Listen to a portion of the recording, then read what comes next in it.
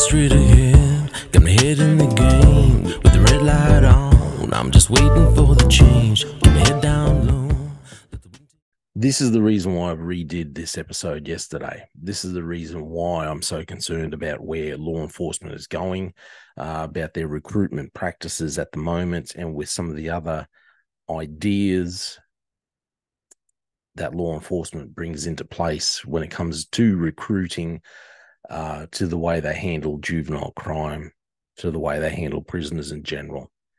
It's not because I've got anything against police at all. I absolutely loved my job at QPS. Loved being a police officer. But Australian law enforcement, I think, is heading down a dark path. Obviously, we have our agencies like everyone else does, our spy agencies. And as I've said, our spy agencies that can conduct warrantless spying for whatever reason. And they might say, oh, yeah, okay, we've got these checks and balances. But at the end of the day, if someone just says, hey, just makes up, well, this is the reason, this is my suspicion, this is what I'm concerned about, they'll be able to get surveillance placed on absolutely anyone. Now, what happened with me?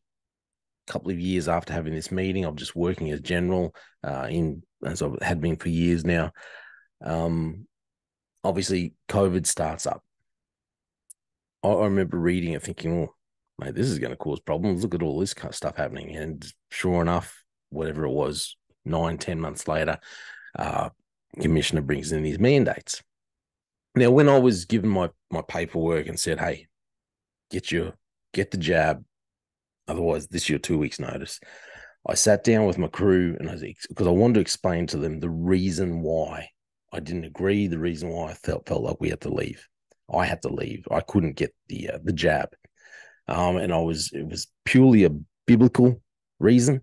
I read Revelation chapter 13, where it talks about buying or selling, not being able to buy or sell unless you have the mark of the beast. I'll read a little bit to you just so you know.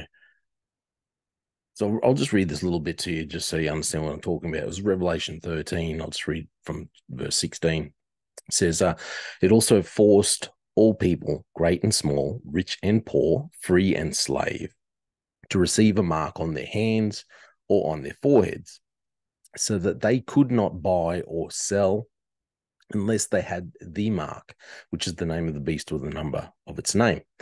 Now, I just want to clarify, it's not that I thought, and I clarified this to the guys I worked with, it's not that I thought that getting the jab was the mark or anything like that. But I said, I believe we're in this preparation period. I said, at the moment, at that time, you either get your needles or you can't go out. I couldn't work. You can't go into the coffee shop. You can't do this thing. I said, it's not the mark of the beast, but it's a preparation. That's what I 100% believe. Everyone was getting used to, oh, yeah, this is the only way we can go out and do what we're supposed to do. What we want to do is if we agree to go and get a needle, even if we don't want it. There's so many people I knew didn't want it. They didn't agree with what was going on, but they're like, yeah, but I can't go to the cafe. I can't go to the pub. I can't go to work unless I get it. So obviously I have to get it. And they agreed to it. They went along, and I said, I believe it's wrong. It's obviously against the human rights. That's why it's in our human rights legislation that you cannot force someone to undergo a medical procedure. Yet they are forcing it, and people are still just going along with it. This, I said, is taking us down a dark path, the wrong path. So just after this, I've started doing, I've done a couple of podcasts, a couple of episodes with Pastor Tom Hughes. Now, I just wanted Tom Hughes, he's from America, to talk and come and talk about, because he did a lot of online discussions about what the Bible says about Bible prophecy and about what the Bible describes as end time. So when I just read out of Revelation, I've noticed, I think I've spoken about this before. I have when I talked about what's happened with me. So just to fast forward a little bit so this doesn't meander along too badly.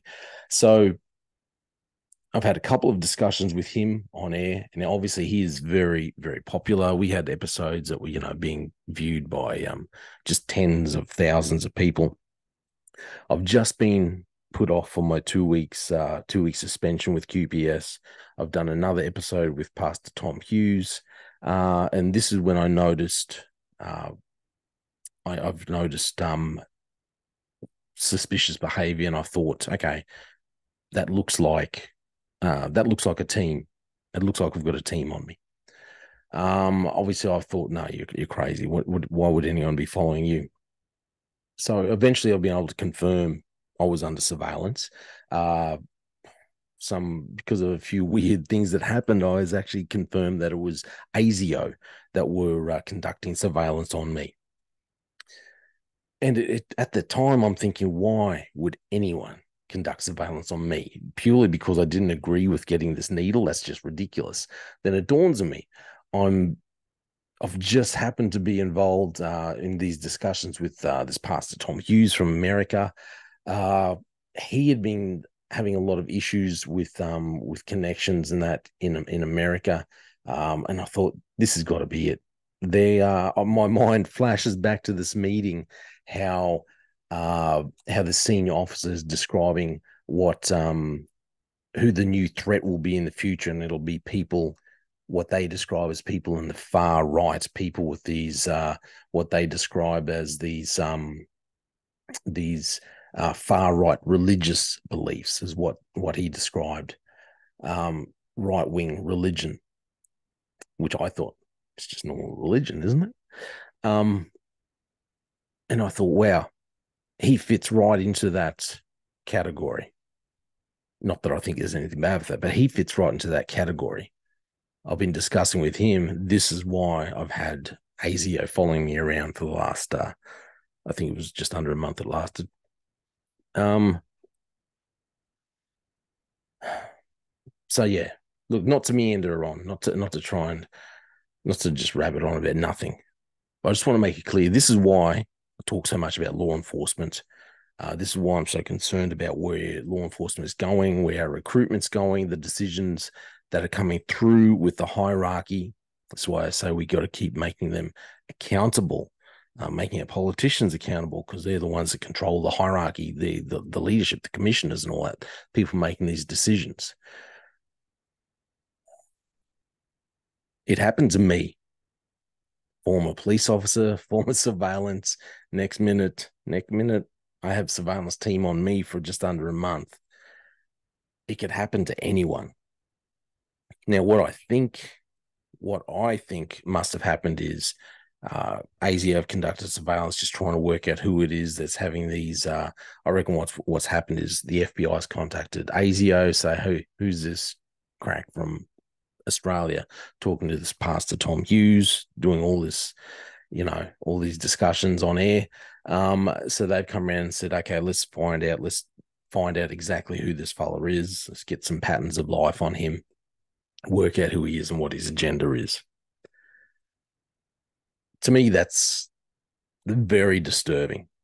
That anyone, like I said, people who just believe the Bible would then be put under surveillance, because the authorities, our governments now think that if you believe in the Bible, well, you're possibly a threat. You're not going to go along with the agenda, the global agenda.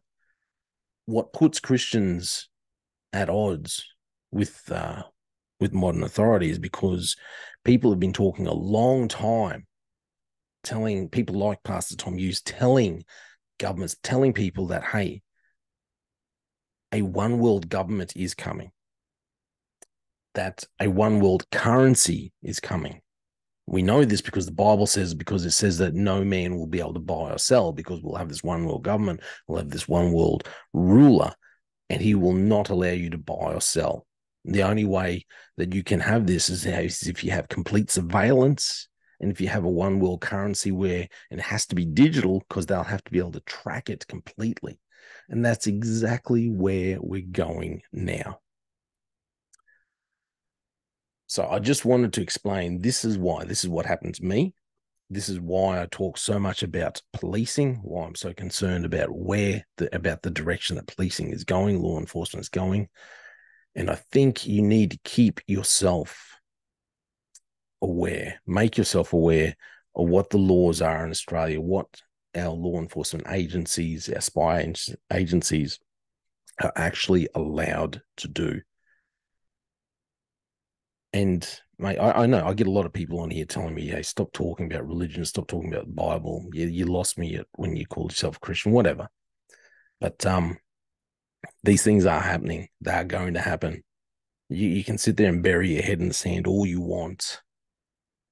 They are coming to pass. That's what I think. That's what I'm concerned about. You need to be aware of what's coming.